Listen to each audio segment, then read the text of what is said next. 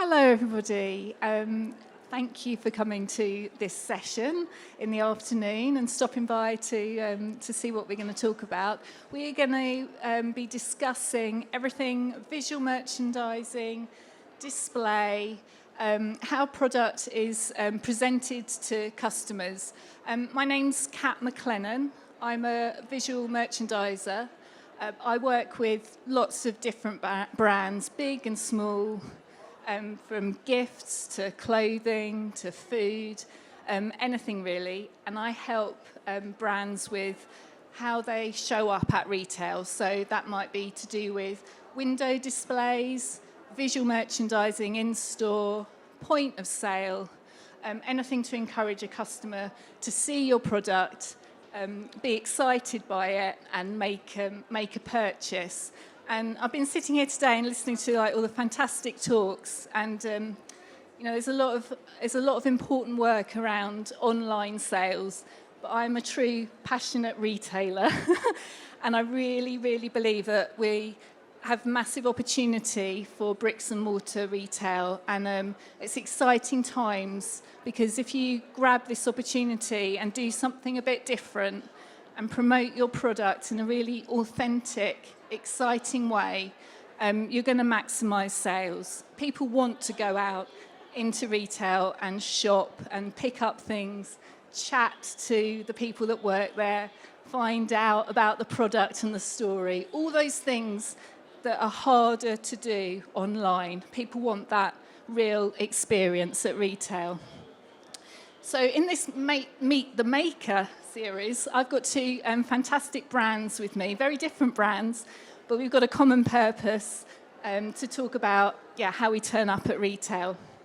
So I've got here VJ from Mihai Ceramics, who are based over here in the craft section, and this is the amazing product. I'll let her talk about it, but this is the amazing product that they produce. And I've got Julian here from Inside Out Toys, who will talk about his really amazing sustainable toy brand and talk about how that is promoted at retail.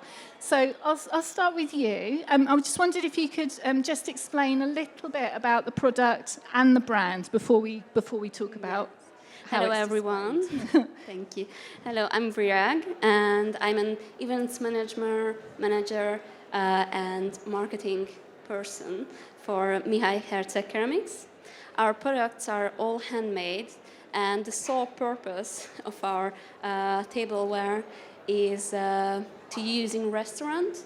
So what I would say that our styles are minimalist, pure, serving the purpose of giving you a whole dining experience without any distraction. So I would say that this is the most important thing about our brand. Oh, that's great. Yeah, and what's really interesting, I think, about your brand is that they work directly with chefs to design the tableware. So if they come up with a specific dish that they want to serve, the tableware will be designed around the food, which I think is a really interesting and exciting point of difference. Thank you. And also we aren't just working with our restaurant, the Rosemary, which is a Hungarian restaurant.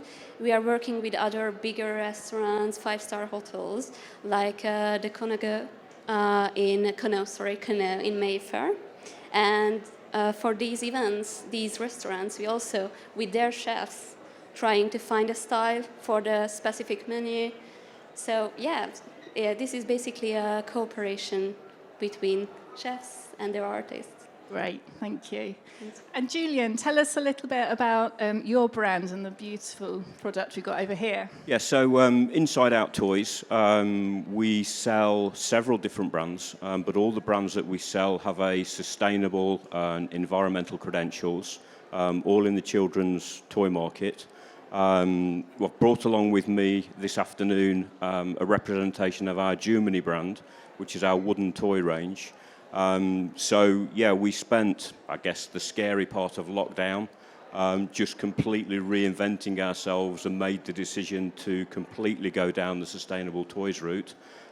So yeah, we've got quite a lot of nice, exciting things that we've got now, and it's changing all the time. The sort of world of sustainable children's toys is evolving literally month by month at the moment, so it's an exciting time.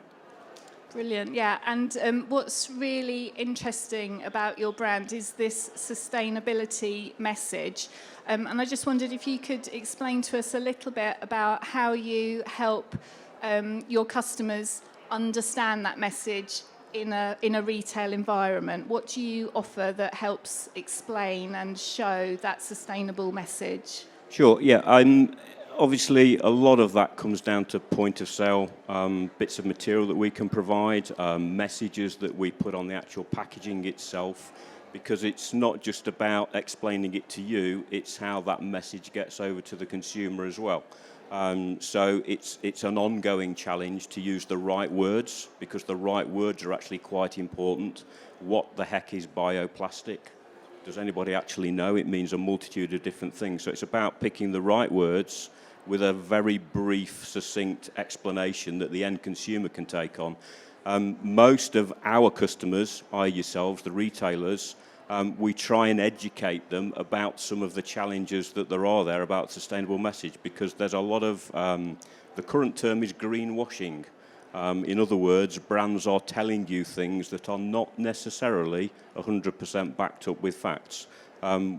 We can answer all those questions. If you've got any question about anything sustainable with the toys, we've got the answers. We can provide you with documentation till you're blue in the face. But actually, it's about understanding what does that mean to you and how you can get that message across to your customer. Yeah, and is there some things, do you think, that you can do, on the shelf? I think it's a really good point you made. It's so important from a training perspective almost that the people that work in the shop and the brands that buy you completely understand your message so they can talk to customers. But how can we communicate that in a visual way in a store? Yeah, so very, very difficult at the moment. For example, we all love the nice window box because it's nice and easy. The customer can actually see what's inside that box. However, it's got a plastic perspex front, which is not the best environmental friendly solution. So we are on a journey to remove plastic from packaging as much as we can. So a lot of our boxes are now going down the solid box route. The challenge then for you is how can you actually display that to the customer so they can still actually understand what's inside that packaging. And that's very difficult to do at the moment. There's no qualms about it. We are moving away from plastic. We are trying to put succinct messages out there that explain that it's a UK design. We're reducing plastic in packaging, but it's an ongoing journey. It's a journey that we're on together, really, and we need your feedback. The current sustainability message seems to be being driven by the end consumer. It's not being driven by government top down. It's definitely coming from the bottom up. Yeah. So, Julian, I think there's a real opportunity, isn't there, to encourage your customers to remove things from packaging as well. So both brands are very tactile, and it's about how do you encourage someone to touch the product and see the whole range really clearly and easily. So I think for Julian's brand, there's a real opportunity to take things out of packaging, group them together, give it a little bit more space around it. So the beautiful train and the rainbow and the stacking rings all work together as a group. And then the product can be stacked in the boxes just a bit further away, behind or to the side, so that you can really see and touch the product. Go on, yes? Go for I'll it. just show you a few fairly simple things, I guess. I just bought a few ideas just to try to help you think about how you can perhaps get things out on the shelves in a different way. All of the products that we sell are extremely tactile. So the more you can get them out and display them so that the consumer can actually touch them, the more successful you're going to actually be in getting a sale.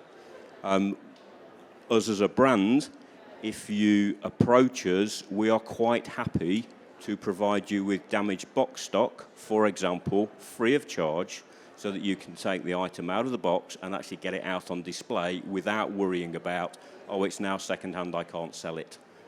Because we want to encourage you to get the product out of the brand because it is so tactile. Once you've actually done that, it's then really important about how you actually think about displaying it so that it looks right to the consumer. They can see how it would look for them.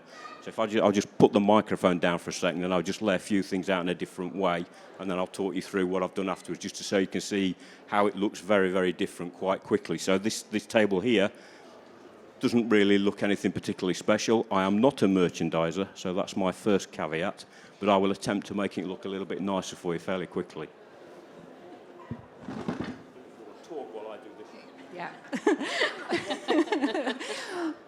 So I think what Julian is going to be showing how important it is that things are grouped in a certain way that your eye is drawn to certain things. So we always talk about a triangle principle, and I'm going to hope that he's going to sort of like do this now. It's like, but about having something higher up that draws your eye to the grouping, and then your eye will just jump around the other things. Whereas if everything is spread out, which it was before, it's harder to see what you're looking at. But if it's in a concise grouping, you can make sure that the customer sees everything that you've got. So just done it fairly quickly, and again I've used a bit of height there. So we've just got a Perspex riser at the back to put that on. We've put the actual product at the front, whereas before it was all fairly flat. I've actually pushed it out so that you can see that it's got various components to it, again to give it a bit of depth and a bit of texture. I've put the train actually on top of the box that it comes in. Again, it just lifts it up, makes it visually more pleasing, hopefully. Pricing, always a difficult thing. How do you display the price to your consumer? Well, in this instance, we've actually got a separate price list structure there with a bit of branding on. So rather than sticking a price label actually on the product on the box, and then you've got the consumer saying, well, how do I take the price label off because I want to give it as a gift? We've actually just got a very simple A5 struck card there with it on. So just quite quickly, hopefully, that looks a little bit better than it did when I first laid it out. One of the other things that are very challenging, things that are jigsaw puzzle type things that are very flat, very easy just to lay them out on a table like that, but they don't particularly look very special.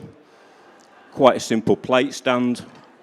Just grab a plate stand and actually just prop it up, and all of a sudden it looks a lot better and a lot different. Our famous Swedish furniture store actually sells these, which are phone holders. But believe it or not, they make wonderful puzzle holders. So there's all sorts of things out there. If you just open your eyes up and just start to think about, hang on a minute, there's things out there to help display things differently.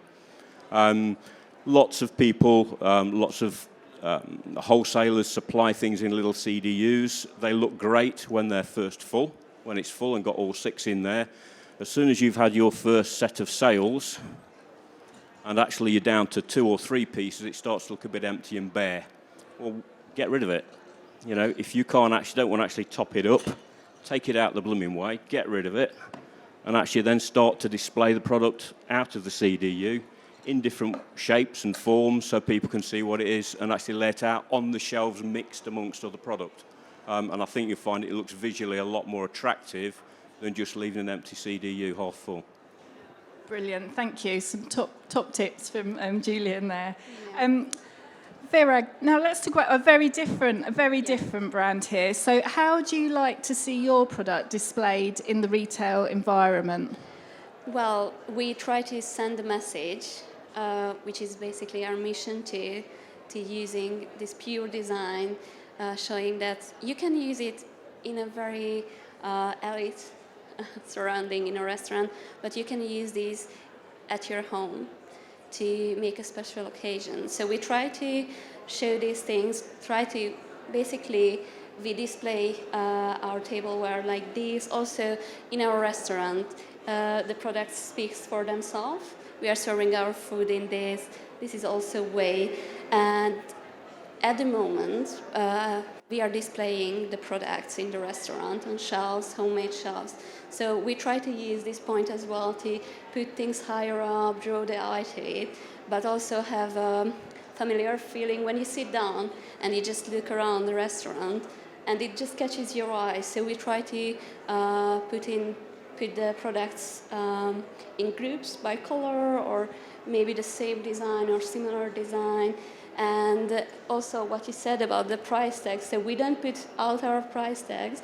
Maybe we have a little display sometimes, but mostly what happens at the moment that someone eats at the restaurant, sees this special tableware, and oh, who made this? And this way we got a big order from the restaurant, I told you. So it's like, at the moment, it's a very simple and natural way. And also our online shop, our photos are mostly made with a white or like pure color background to draw all the attention to the simplicity of our products. So keeping it really simple and clean, but impactful, because I think that's the thing. And having your restaurant as your retail space is it's quite an unusual and interesting way of selling. But if that ended up being in a either a gift shop or a tableware shop, the ideal scenario for you would be to almost have it set out as a proper table display. It doesn't have to be in one line, but I would say yes, groupings.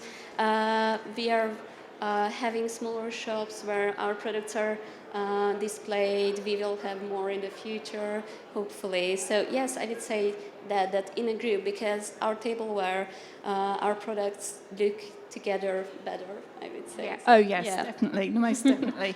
And also what I think is really interesting, just by speaking and hearing the story of both brands, is about how do you communicate that special story around it. I mean, it's so interesting, the maker and the history and how this all comes together, and how can you communicate that to a customer. So that could be through a show card somehow, or a QR code that links you to your YouTube channel maybe, that shows things being made and how they're designed. It's all those extra things that you can do to try and make the consumer experience a bit more interesting and connect you to the brand, which will make you want to come back and buy more, I think. We are using QR codes, as you mentioned. Yeah. And as well, since last year, we have pottery classes with the maker. So, we are concentrating on that it's affordable. You can do it, you can see it, you can touch it. As one of you said before, that you just want to touch it. Yes. And it's, these little things, and the story of the maker who comes from Hungary, from a very close to nature village, town.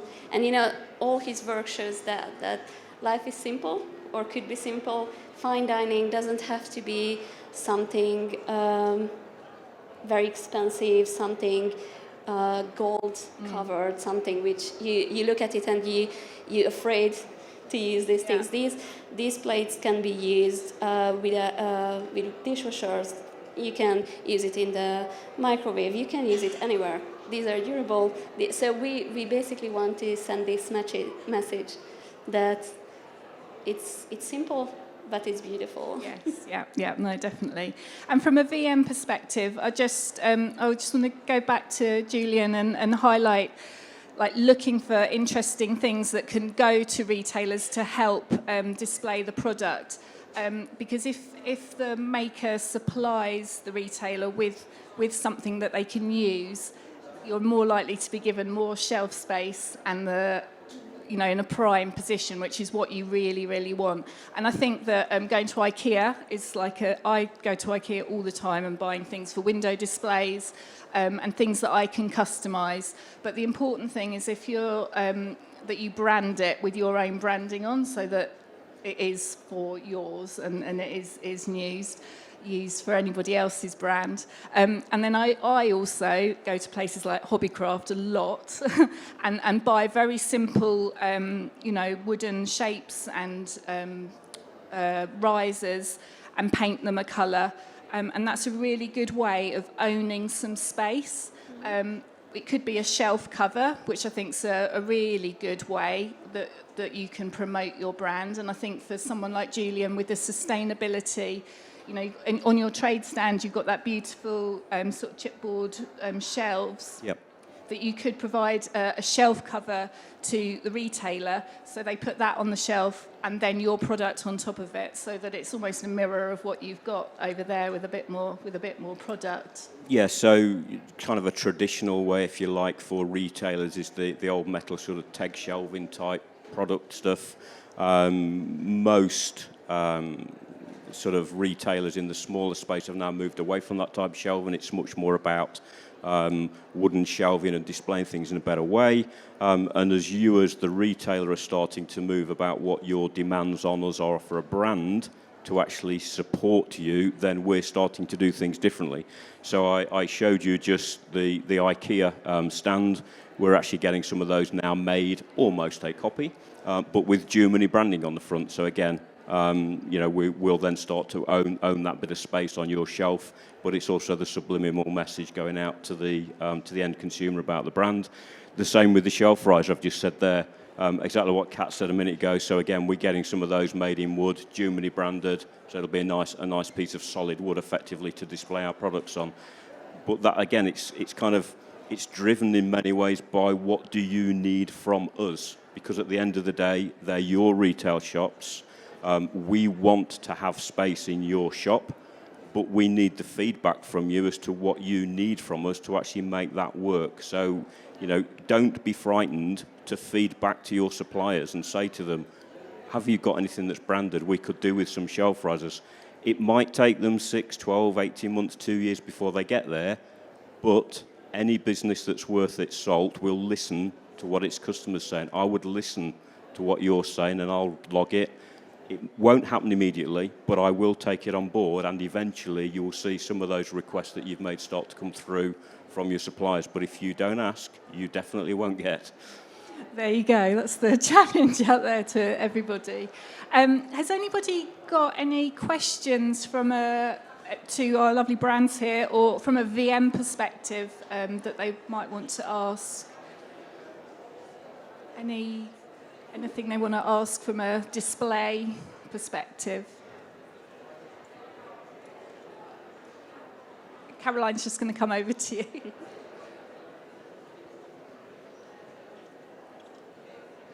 Hi, I was just wondering about like having video and animation, and I haven't seen a lot about here of interactive kind of screens.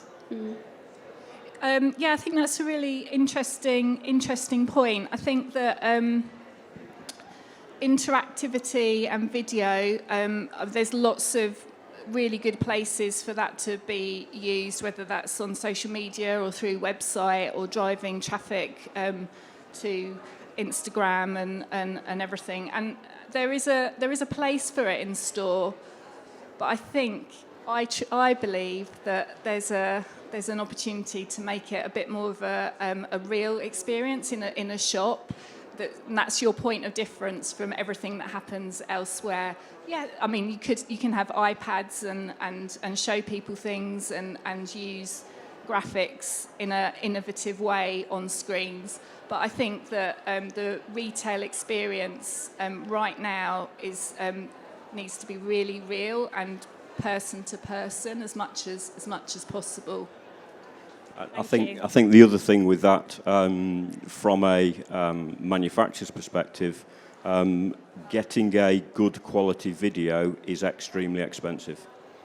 So if I actually stock 200, 300, 400 SKUs and I'm having to pay £500, £1,000 per video, wow, that's a massive investment. And if I then change the colourway every 12 months, it just doesn't become a viable investment at the moment. Yeah, that's a very good point. The challenge is to be able to, if you're going to invest in it, is to continually update it, because you don't want the same video or film, whatever it is, running for 6 months, a year, and that's a big commitment to invest in. So yeah, good point. Thank you. Good question. Thank you. Anybody else got anything I'd like to ask? No? Well, thank you very much for joining us. And I'd just like to say a massive thank you to Julian and BJ Thank you. here for sharing their story with us. Thank you.